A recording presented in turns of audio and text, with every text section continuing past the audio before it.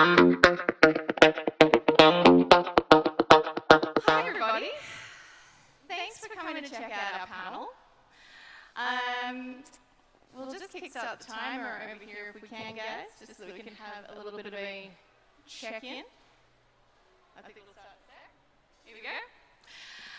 Thanks again for that introduction. That was amazing. You already heard, but my name's Leah. My company's called Emphasis. We invest in early-stage Web3 projects with a focus on gaming. I write for Coinfest, an opinion column focused on Web3 gaming adoption in Southeast Asia, and sit on the board of the Blockchain Game Alliance. I thought before we get into this, do you guys want to introduce yourself briefly as well? Jesse, do you want to go first? Hi everyone, thank you for joining us. My name is Jessie, I'm the co-founder of Social Value, and I've been in crypto for the past 5 years, which felt like 50, as we just talked about downstage. And yeah, excited to share the insights today. And maybe share how you intersect with AI as well. So I think most people here are excited about blockchain and crypto, but how do you touch on AI? Good. Shameless tag here. Everyone here, if you go to your phone and type in socialvalue.com, we have basically built a crypto Bloomberg that helps you track everything, because we believe that there's not lack of information in the stage, but there's a lack of transparency, clarity, and signal over noise. So we're putting in all of the verified, we're using AI to help everyone clear the noise and cut through the noise and get to the signal. And if you go to the website and then sign up, you can use our AI right now to ask anything about the macro market. And then you will have the real-time update. For example, yesterday, we know that we got the latest PMI data. And how does that relate to the crypto prices? You can literally ask the AI that, and it will have all the real-time news and data on top of it. So yeah, try it out. Awesome, thanks Jesse. And Alex? If people haven't heard of you and of Nansen, what do they need to know? And tell us how you touch on AI as well. My name is Alex. I'm the CEO and co-founder of Nansen. We help on-chain investors discover tokens, perform due diligence so they know which ones to buy and which ones to avoid, and generally grow their portfolio. We are the best in the world at labeling addresses. We have about 500 million addresses labeled across many different blockchains. And a lot of that work is done by AI agents under the hood. We also have some exciting new things coming up in terms of the product launch in about 1 month, so stay tuned. And we also have a very exciting Nansen Points program that launched. And yesterday, DeFi app airdropped $4 million to Nansen Points users. So it might be worth getting a Nansen account. Wow, awesome. Okay, putting that on my to-do list. All right, so before we get into this, I just thought it might help to define the topic a little bit. Sorry, I did debating when I was in high school, so I'm always about defining the topic. But AI is a really, really big area right now, right? There's so much going on. Automated trading is not new. It's been around for a really long time. You're right there. It's hard to sit on these chairs, isn't it? Yeah. Sorry, we're all falling off the chairs. Yeah, automated trading. It's been around for a really long time, but now, as you said, we've even got agentic AI. When we look at this topic, letting AI farm for you, what are you actually talking about? Can we just get a little bit of a level set here in terms of what we're actually discussing on this panel? Yeah, so I think software generally is going to go to a new paradigm, not just in crypto, but a lot of the stuff you will have done through software products, through clicks, navigation, dashboards, is basically going to go away very soon. And what you're going to do instead is you're going to ask an AI agent to help you accomplish whatever it is that you want to do. So in the case of investing, it's natural that you would ask it, which token should I be looking at? Or should I buy Kanye West's token that he just dropped? Right? Should I? The agent said you should probably not when I asked it, and it looks like it was right. Maybe not great when Kanye West's own company owns 70% of the supply. But generally, you're going to be working through AI. And so I think that's a totally new paradigm for user experience, not just for crypto. But if you think about how annoying the investing process is, right? You have to spend hours of research sometimes, and you have to open up 20 different tabs and look at a bunch of different things. And then once you're ready to actually trade, you have to figure out where should you trade, where do you find the best price. If you're trading with leverage, what should the actual leverage be? What's going to be your liquidation price? And all these different things. So I think there's going to be a new way to trade and a new way to invest, and that's going to be powered by AI. That's super helpful in terms of level setting for this discussion. Jesse, what do you like? Do you agree with that, or does something different pop to mind for you? I do agree with Alex on this one. I think the paradigm shift is also defined by the new user experience with ChatGPT, Grok, all of these new AI models, and that's shifting from only organizing information to actually doing tasks for you. We've been using like menus and Gensblock of the world that actually could help you call a restaurant, right? Like, so we're, like, even the masses, beyond crypto, we're getting used to letting AI do stuff for us, trusting us with our, phone numbers, email accounts, trusting. This trust building, I believe, would be like a major step moving towards AI's adoption into trading bot, because you're literally trusting an AI with your money. And previously, I think there was a lot of onboarding issue between Web2 and 3. With the whole, this bull market, I don't know whether we can agree on this, is driven by Wall Street money coming into crypto, majorly through institutions like the ETF, the treasuries of the world. You disagree? Oh, okay, great. Okay, we've got an agreement. Okay. Consensus is reached. So, but in terms of like getting more retails on board, say my mom, right? Like she's been investing in the S&P 500 her entire life. How do we bring those folks on board? I think AI will play a major role in this, in terms of like evening out the information gap, like you said, 20 tabs, or paying a load of money for quality information. We don't want that. That's why we build social value. I believe in Nansen as well. And beyond that, I think AI will help a lot in terms of like navigating that DeFi dark forest. Which chain to get on. We actually build our own on-chain ETFs on Base first. There's so many users who didn't know Base gas is ETH. And we didn't have enough people on the ground to explain that, so we're literally having AMA hand-holding people who wants to buy our indexes on chain and explaining how that works. And we were talking about like tens of thousands, and even like one deal was like $1 million wanting to put on chain, but our index doesn't know that ETH is the gas for Base. So we have a long way to go, but we're also accelerating in major speed. Follow-up question to that. You both talked a lot about like AI assisting us, being a great tool, something that's going to take out a lot of the legwork. We don't have to open 20 tabs. But do you think a lot of retail traders are actually trading against AI at the moment, like right now? That's a really interesting question. I think they definitely are in traditional financial markets. Right? I've seen interviews with the founder of Renaissance, where he talks about how they use machine learning in their process, and they've been doing that for a long time. Obviously, machine learning has been around a lot longer than ChatGPT. So you could argue that they're already trading against AI there. I think in crypto it's still relatively unprofessionalized, if I can put it like that. And so I think there's less chance that you're trading against an AI. But I think that will very quickly change, right? Because the accessibility to AI powers through relatively affordable LLMs means that we're going to have a boom of products that are powered by AI. And so I think, when we're building products now, we generally ask ourselves, like, what is investing going to look like in 2030? And then let's just build that now, right?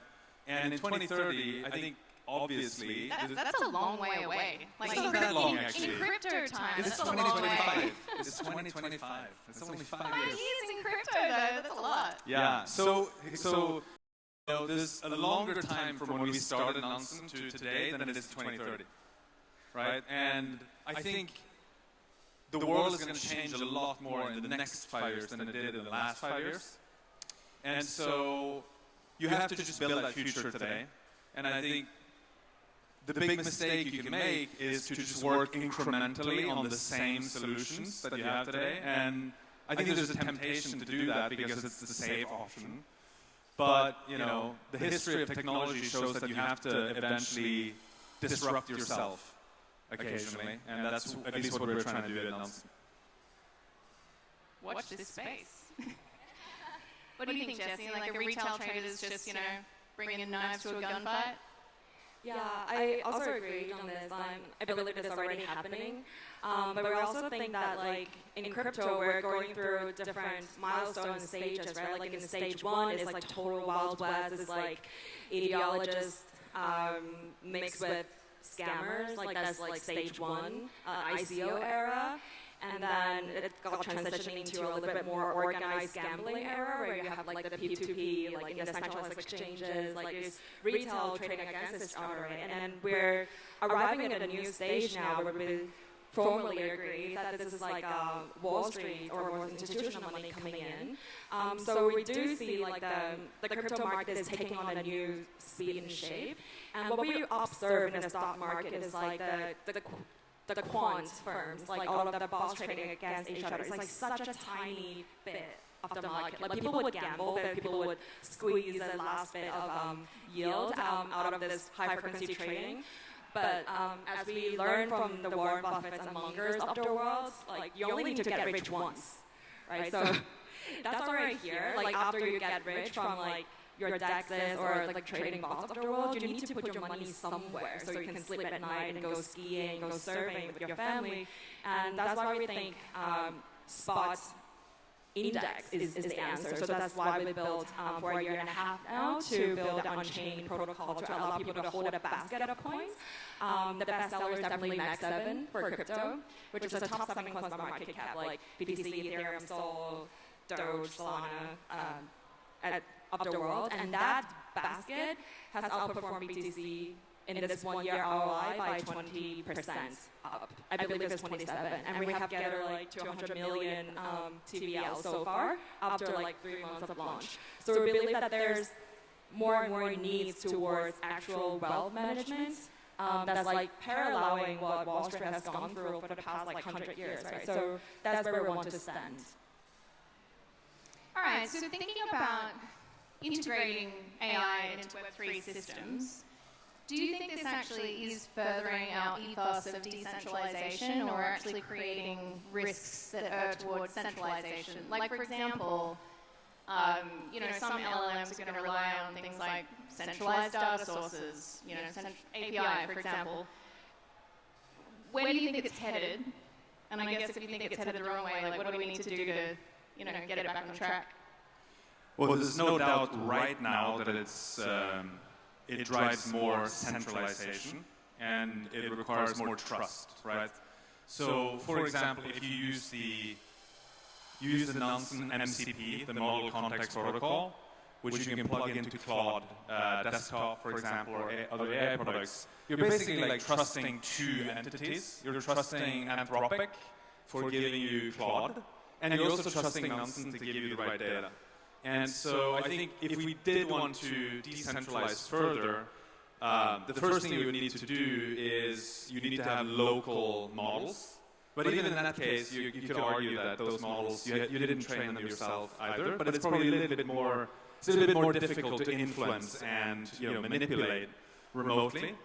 So that's one thing. I think the other thing is not everything needs to be decentralized in crypto. I think this is another thing where occasionally I feel the crypto space falls into the trap of thinking everything needs to be decentralized. Yeah, it's kind of lauded as like the holy grail, right? But it's not always the best way. Yeah. And I think a good example of where this really breaks down is in those DAOs, right? Decentralized autonomous organizations, where if you just took a sample of 100 DAOs, the vast majority of them are totally dysfunctional and just don't work. So that's not to say that DAOs aren't important, that you don't need them. For certain things, you do.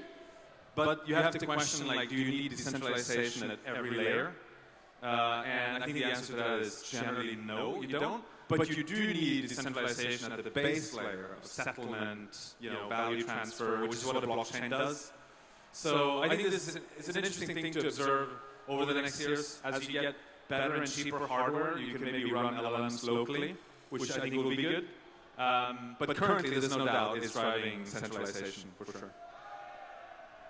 Jesse, do you think there's more risk, or is there even potential benefit in this kind of centralization in Web3 systems?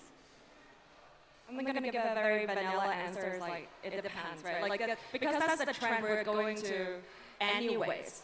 Like, AI and crypto is like the two major, like, certain theme of our generation. No one can escape it, and they're kind of like the yin and yang wheel of two sides, right? AI is going for it by nature needs more centralization, like central power, and you, whatever the bigger firms that got better data, better chips would win.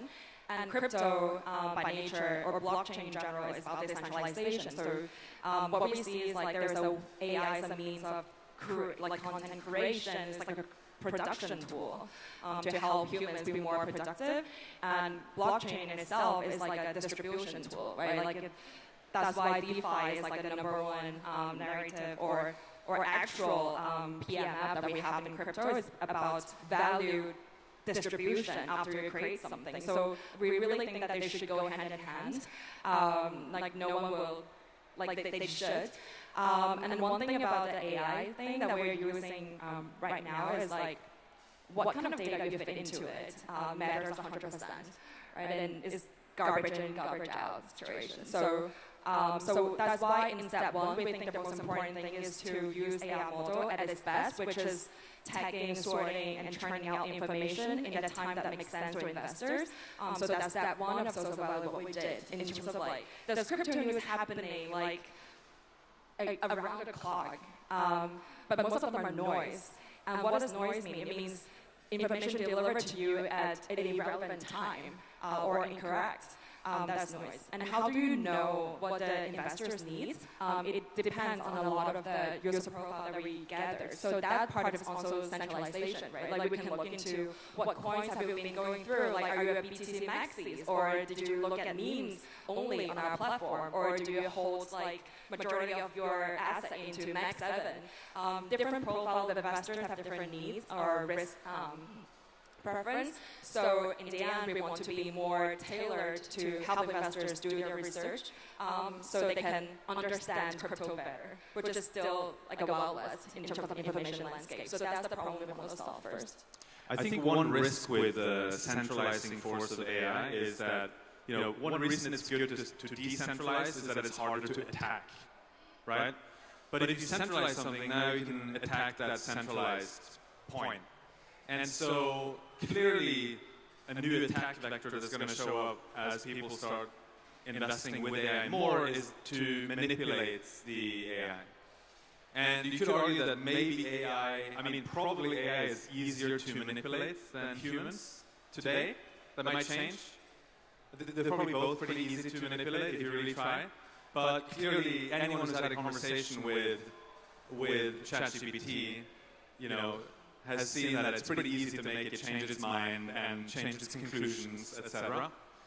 So I think that's one thing that we should watch out for, that as people start investing and trading with AI, there's going to be attempts to influence and manipulate the underlying AI systems, and that could be a source of losing all your money, potentially.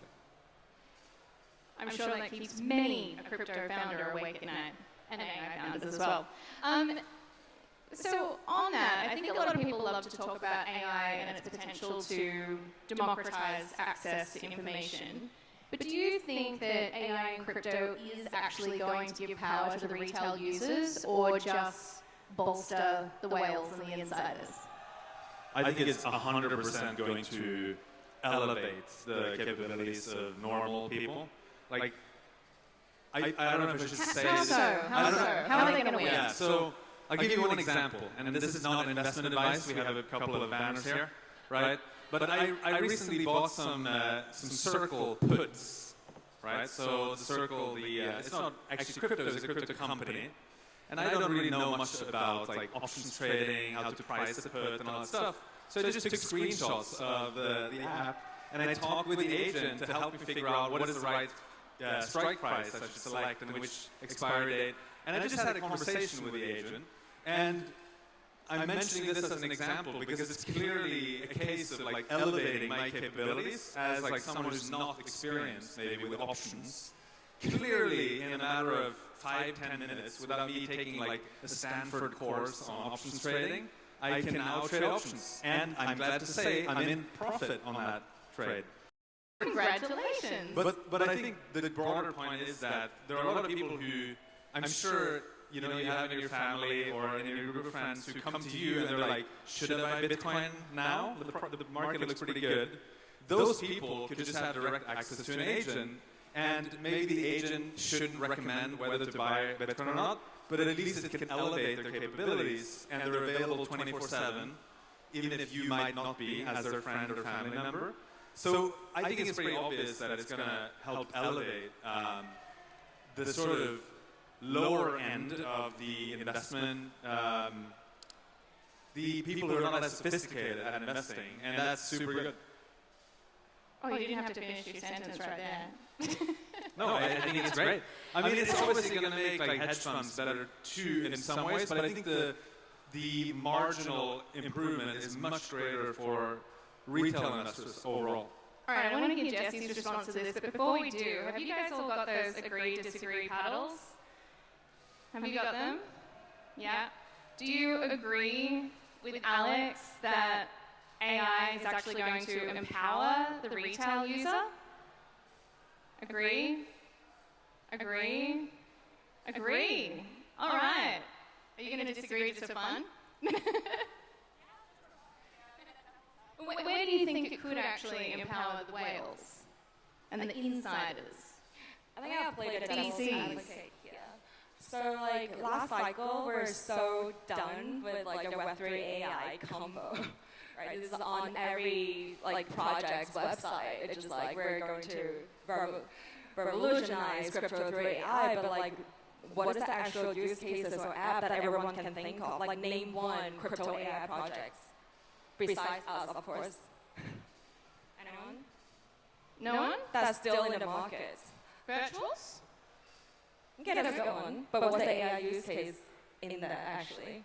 So like actually using AI in a product market fit kind of context, in like a, call me old school, but like a Web 2 context, is still like far and beyond, right? But like we're emerging to see some of the use cases, right? And then what we're building here, we're actually seeing what AI is best used for. Just like Alex mentioned earlier, not everything needs to be decentralized. And the same thing is like AI is just a tool. It depends on what ends you want to achieve, whether it's the best way to achieve it in the most cost-efficient and time-efficient way.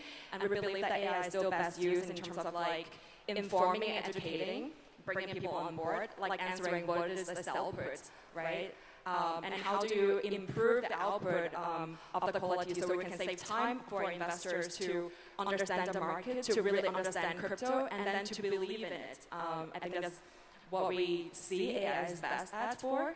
And then the next step would be how do you like personalize it furthermore. I think there are a few more boring, non-sexy, behind-the-scene building blocks before we can like put all of our saving into a trading bot and make us millions next day. All right, I think we're hearing the Hollywood music to get off the stage, but I do have just like one last quick one. In this AI-powered new future, where do you think humans still have an edge? Alex and I talked about this last night. I did a similar panel at Consensus in Toronto earlier in the year, and one of the panelists said he thought it was taste, human taste, to be able to select from many options. I'm not sure that that's it. Maybe now, but in the future, I think AI could have taste as well. Yeah, I think you clearly have to give one answer for like the world today, and then the world in 2030 is going to be different. I think one thing today is that the human has actually more information. It can't, or it has other information that the AI doesn't have access to. If you speak with people here, like ChatGPT is not in the room, right? So it's literally just missing out on some information. And so I think that's still the edge for a while. Humans just have access to more information, even if AI can process all of the other information much faster. Do you think, Jesse, humans have any edge in the future? I would say like face-to-face connection like this, and like we were joking the other day, like maybe the jobs that would be the hardest to replace by AI is like kind of the manual, blue market labor, like massages, or like a chef, or like like people who read stories to your children. We still need that human touch, very human at the end of the day. We still need the oxytocin and whatever those like chemicals are. I think it was really interesting that you mentioned that. I was literally listening to the podcast by the Diary of the CEO, and they were discussing like whether ChatGPT is making us more smarter or dumber. Actually, again, like AI is a tool, right? And how do you use it matters a lot. Whether you're doom scrolling on social media or like you're using it to be like creating like the Netflix level of content from your living room. Like it really depends on what you do with it. And there's a study that says like people who use, there's like a 3 control group, I remember, for college students, whether you don't use AI or use Google versus ChatGPT over a course of time. People with ChatGPT actually have the lowest activation rate of your brain. So that's something that I've been thinking a lot about, like how much of actual thinking am I outsourcing to AI? And that's something that like I think we should all like pay heed of, especially when it comes to investment, right? Because you don't know what is being put into the LLM, you don't know where the data is coming from, there's a lot of things that we need to still activate our critical thinking part of the brain. I think that is such a good thought to end this conversation on, and I just want to thank you guys for indulging some of my more philosophical questions. I thought that was great. I've learned so much. Thank you guys. I think we'll have to get off now before they kick us off. Thank you. Thank you so much. Thanks, guys.